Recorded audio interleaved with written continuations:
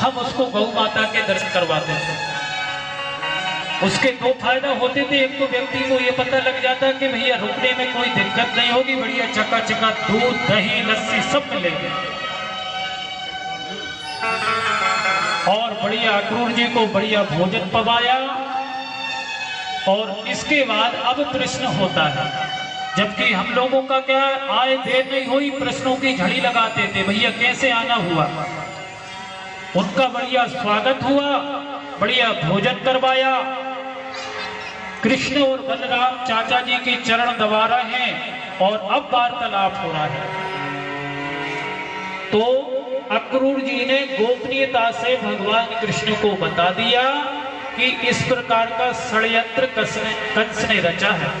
तो भगवान कृष्ण ने कहा कि सावधान चाचा, ये बात मेरे अलावा किसी ब्रजवासियों को मत बता देना, नहीं तो तुम मुझे ले जा नहीं सकते यहाँ से। फिर नंद जी को बताया कि कंस ने बहुत बड़ा मेला रखा है और उन्हें बुलवाया है। तो नंद जी ने कहा कि मेरे बालकों को आज तक मैंने अकेला नहीं छोड़ा, मैं सबके चलूंगा। तो नंद जी ने पूरे ब्रज में दौड़ पिटवा दी कि जिनको मेला देखने चलना है तो चले। तो सभी ब्रज गोपवाल इकट्ठे हो गए और ये बात गोपियों को पता लग गया कि कोई कंस का दूत आया है कृष्ण को ले जाने के लिए। उस रात गोपियों को नींद नहीं आई और प्रातः काल हुआ तो गोपियां अक्रूर जी को घेर के जैसे ही रथ आका तो कुछ गोपियां रास्ते में बिल्कुल साष्टांग लेट गई, पूरा शरीर को जमीन पे बिछा दिया।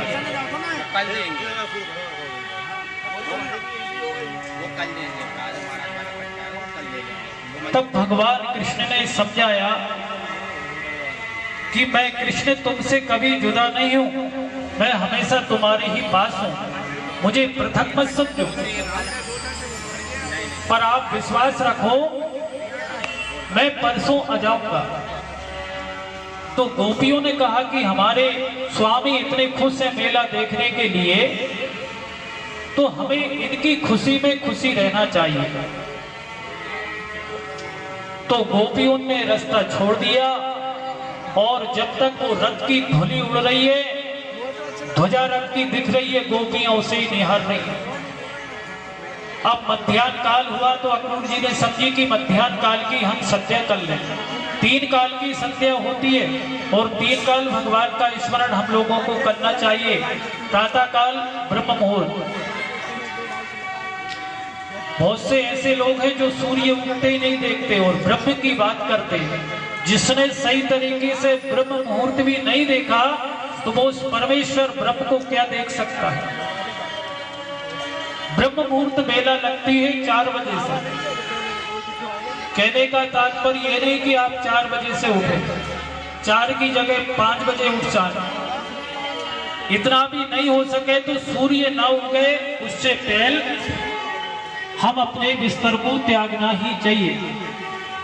त्यागने के बाद अपने हाथों को मलें। हम प्रायः कहते रहते आज किसका मुख देख लिया तो ये सब इन बातों में कुछ नहीं। इस तरह से हाथ को मलना चाहिए। कराग्दे वस्ते लक्ष्मी, करवद्धे सरस्वती, कर मूले स्तुतो ब्रह्मा, प्रभाते कर दर्शनम।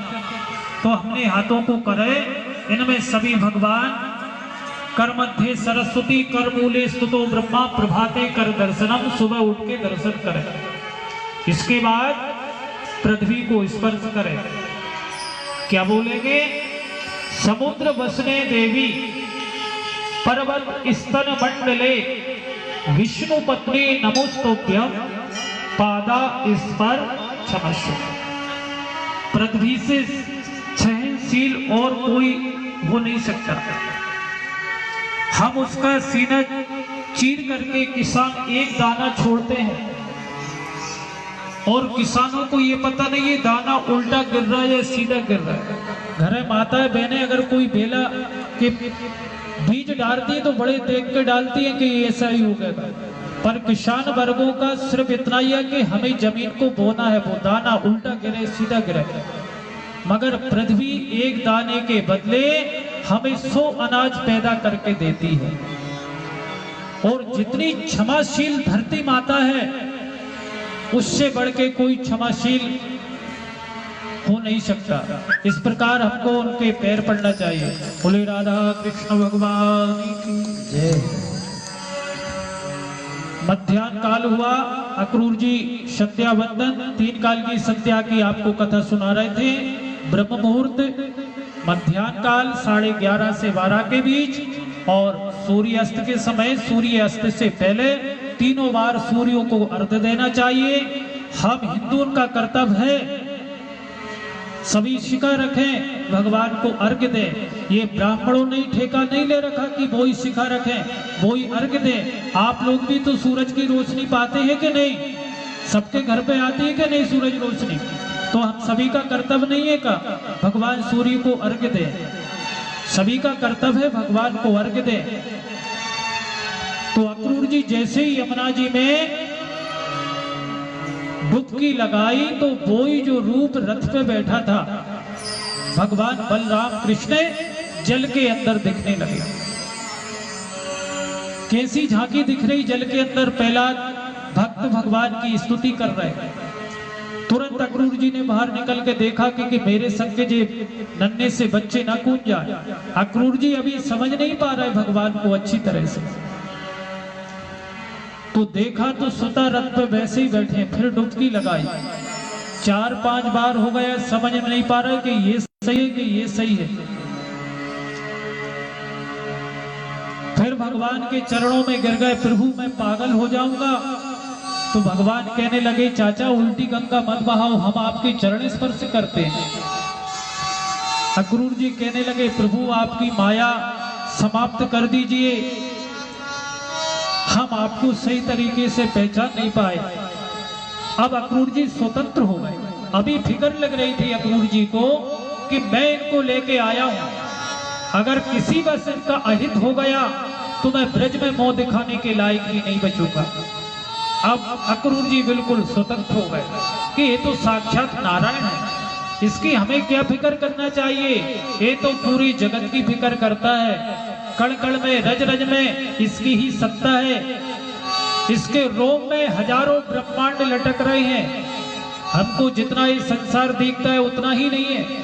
7 लोक नीचे भी है, ऊपर भी है, फिर सप्तलोक है, फिर गौलोक है। जैसे हम हमारे परिवार को समझते उतना ही परिवार नहीं है, औरों का भी परिवार है। इसी प्रकार भगवान सभी जगह समाये और सबको रक्षा करते हैं।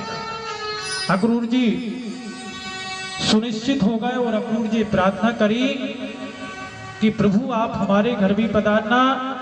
तो भगवान ने कहा कि पहले कंस मामा जी से भेंट हो जाए फिर देखेंगे। तो सूर्य अस्त के समय मथुरापुरी में पहुंच गए।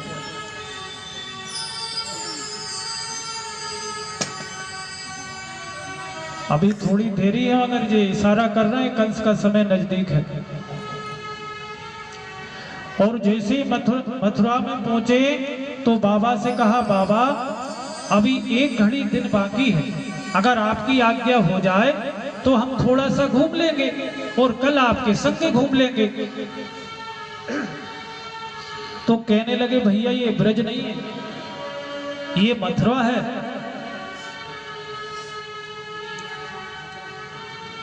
और हम तुम्हें अकेले नहीं जाने देंगे। बलराम जी ने कहा बाबा मैं तो बड़ा हूं और समझदार हूं, मैं कान्हा को लेके चाहता हूं।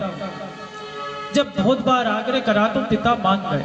कभी कभी पिता अपनी संतान की प्रसन्नता के लिए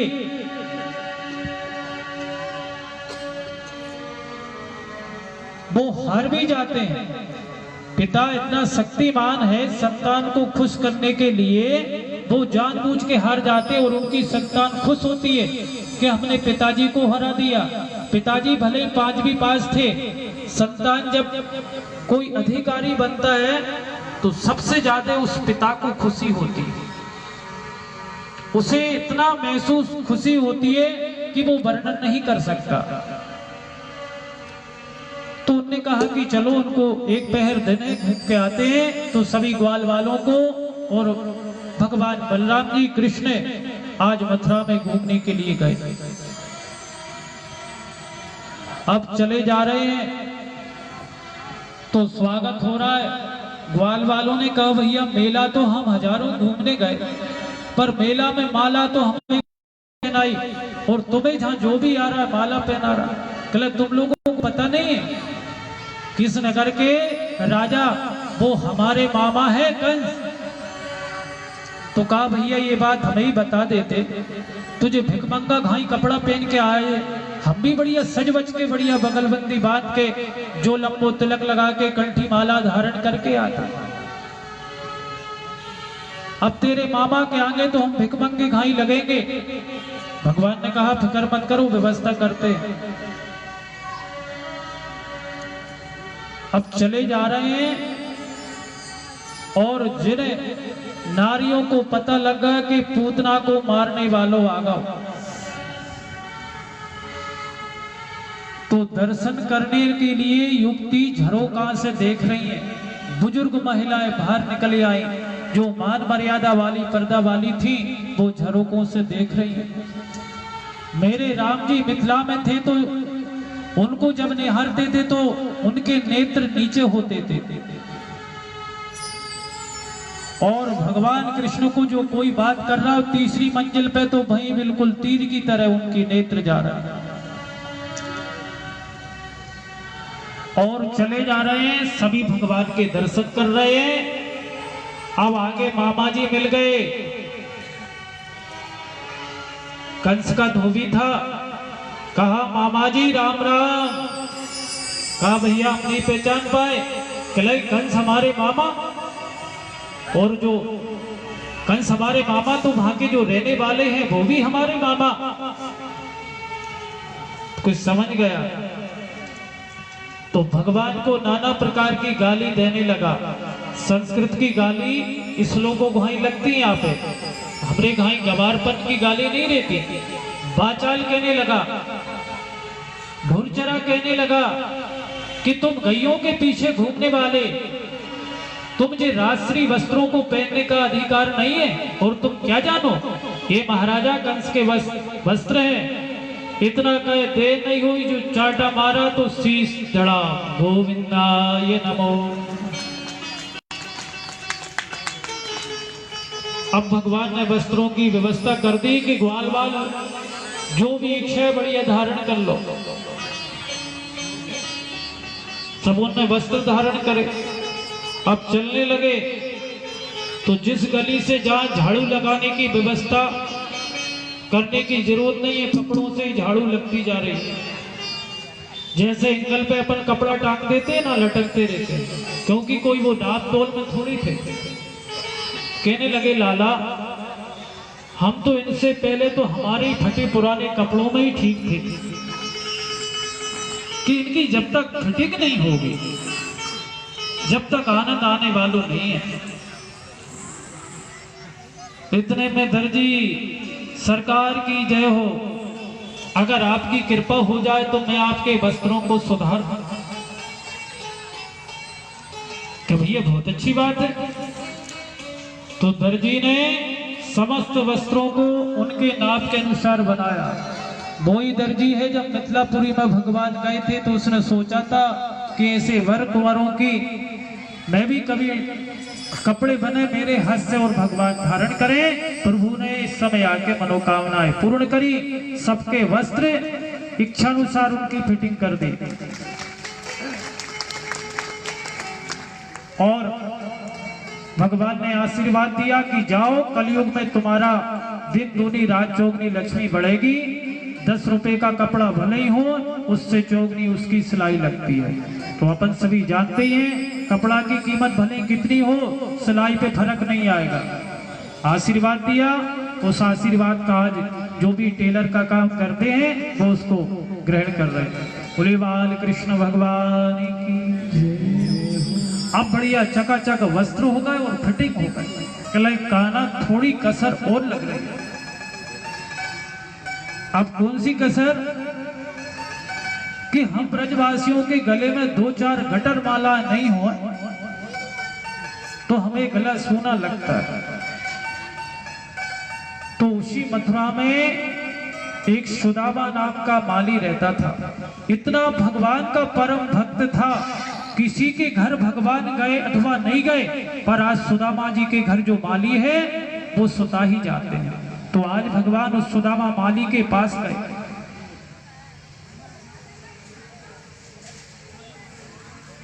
प्रतिदिन भगवान के निमित्त वो एक माला बनाता था और भगवान की फोटो के आगे रख देता था कि जब भी भगवान आएंगे और कब जाए उसे ये विश्वास नहीं था। प्रतिदिन तैयारी करता था, क्योंकि भगवान की कब कृपा बरसने लगे ये हमारे ऊपर निर्भर नहीं है, ये तो प्रभु के ऊपर है।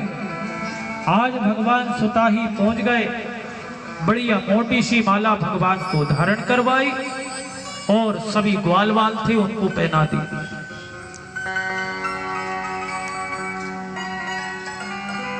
और बढ़िया चकाचक हो गए। क्या लगे लाला नेक थोड़ो जा छत्तन और लग जातो तो पूरी इच्छा हो जाती हमारी। ठीक है, बाकी व्यवस्था करते हैं। आगे चले तो जो कंस के लिए कुबड़ी का काम था चंदन घिसके लेके जाना, ये बहुत ही वृद्ध थी और चंदन घिसने की कला भी रहती है। जितना बुजुर्ग व्यक्ति चंदन को घिस सकता है, ताकत से घिसने की वस्तु नहीं है। जो आहिस्ता आहिस्ता से चंदन को शिला पे घिसता है उतना ही अच्छा चंदन बनता है। तो भगवान कृष्ण चले जा रहे हैं, कहा ए सुंदरी, अब बाके कानों ने तो ये नाम कभी जीवन में ही नहीं सुना था।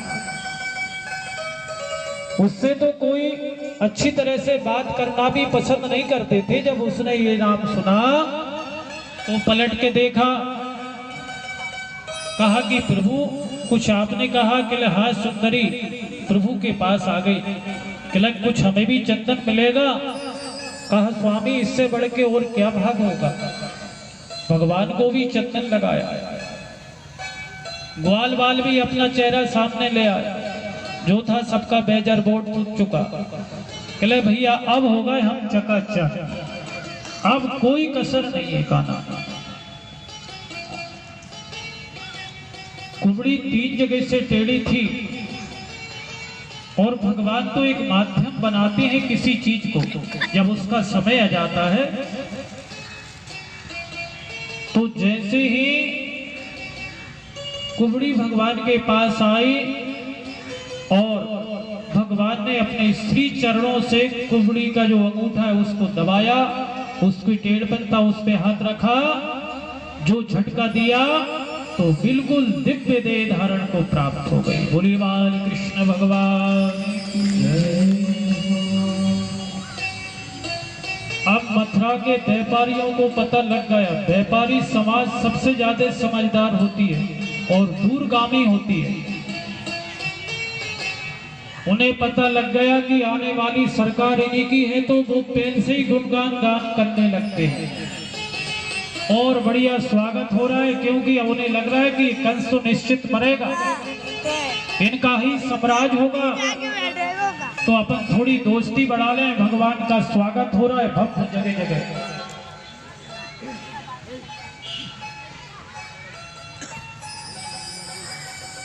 और स्वागत होके शाम को घर आ गए भगवान। जब फिर से प्रातः काल हुआ तो बाबा तो पहले जाके सभा में उपस्थित हो गए। कृष्ण बलराम जा रहे हैं तो एक